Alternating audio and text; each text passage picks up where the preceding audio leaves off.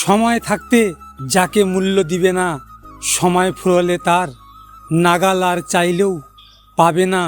কারণ আত্মসম্মান সবারই আছে। নিজেই তো নিজের মনের মতো হতে পারিনি, অন্য কারোর মনের মতো হব কি করে।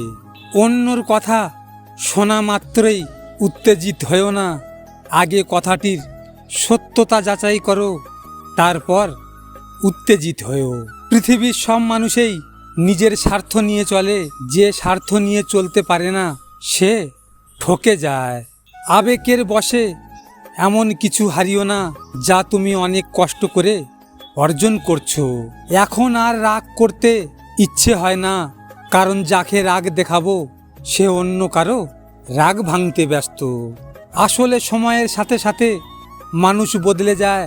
আগে কথা বলতে বলতে ভোর হয়ে যেত, আর এখন অপেক্ষায় থাকতে থাকতে ভোর হয়ে যায়। সময়ের সাথে সাথে তার কথা বলার ধরনটা বদলে গেল, শুধু পড়ে রইল কিছু ফটো আর সেই পুরানো SMS-গুলো। তাকে কখনো অবহেলা করো না, যে তোমাকে সত্যই অনেক ভালোবাসে।